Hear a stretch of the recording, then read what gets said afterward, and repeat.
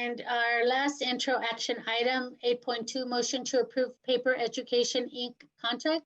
The approval of this motion would approve $253,036.50 contract with Paper Ed Inc.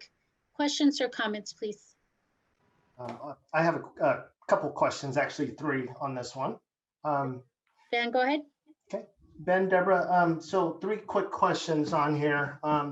This is a great opportunity for us, with virtual learning. This would be for grades 6 through 12, right? That would support this?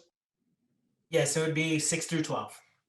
What kind of learning opportunities do our kids get? Is it a one-on-one kind of tutoring, or is it a group set tutoring with this? Be one-on-one.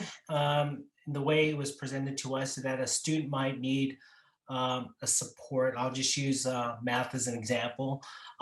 They would go ahead and be able to access a paper, and the student would be connected to a tutor, would have an opportunity to choose from a language 24/7, and engage with the tutor. And I'll just say, maybe I need support in quadratic formulas.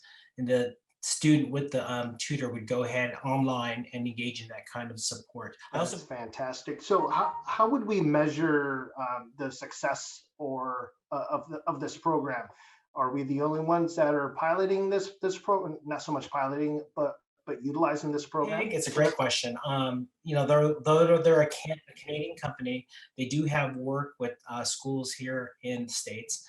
It's funny, I was actually speaking to one of the paper reps this afternoon, and one school that was coming up in our conversation is a school in LA, Paramount Unified, highly diverse. And in talking about the metrics, I think we have an opportunity to figure out what we would like to truly measure. And some things that came into my mind, Director Ban, were things such as, we'd want to know which schools are using it. I think we'd want to know which students are using paper. We want to know which students would be using it in a particular content. And then we can see, based on probably who the students that have access, how they've improved in grades, how they've improved in other metrics. And paper is more than willing to work with us. And I think it's a great way to kind of hone in to see what really is successful. That is awesome.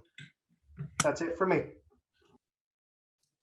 Mike, I have a question as well. Dr. Guyan, is this just in response to our remote learning context, or is this something that we foresee continuing to utilize in future years? I don't think I'd say in response because of our remote learning. Before we even decided to go into distance learning, we were doing work with our secondary schools in acceleration. And so this has been an ongoing conversation in terms of what we could do so students can continue to maintain and not fall back. Along the way, and in hearing what paper had to offer, it felt like, now put context into it, it felt like the right place for us to go ahead and pursue. I mean, these are real stories, Director Branford, that we've got some of our students who are now breadwinners in the home, and they come in from a job, and maybe one way that they can access and get support might be something through paper. But I would say that the distance learning probably, I think, accelerated the need and showed the need and why we needed a supplemental support like paper.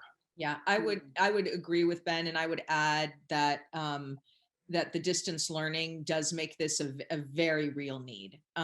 You can hear from students actually that many of them are asking for additional help. They just need that. And in terms of, is it something that we would continue to use once we are physically back in school?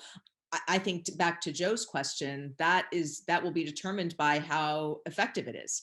I mean, if we see kids really using this and we see positive outcomes for kids, you bet we'll keep doing it. We also have an opportunity to support students with this through the summer, depending upon what our summer school programming looks like. And that's not something that we've ever been able to offer kids and families before, was support during summer school. So, that's a plus as well.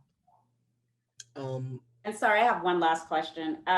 So who will be responsible for measuring the effectiveness for this year? Where will that accountability lie? So paper runs the analytics for us, and they require us to be really clear on what it is that we want to measure, because they have the ability to adjust their metrics based upon what our needs are. So we're working with school principals to identify specifically what they want to look at and track, in addition to what paper typically does, which is disaggregated data for which groups of students are using the tool, what time of day, and for what content areas. So at the end of June, the principals are going to be the ones that are going to report back out and determine the effectiveness, or is that you all as the eyelids, or? Yeah, that's going to be the eyelids with paper. Okay. And if I could add to Director Bradford, is that if we use it in any way, shape, or form to support summer, we'd also want data to see how successful it was to support our students during the summer intervention months. Oh, that's right, going through August, okay.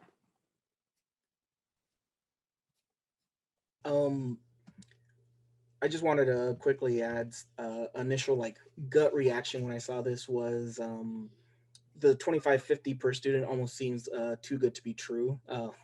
Just because of the kind of the service or support that it would take, but it's something new, it's something innovative, and I think based off of the times that we're in, it's definitely worth figuring out how can we get the supports that we need to our students. So I'm generally in support of this. Now, if there isn't any other questions or comments, I move that the Highline School Board approve the contract of $253,036.50 for paper education, and I need a second. I'll second that. Kyle, could you do roll call, please? Director Bradford, Yay. Director Van, Yay, yay.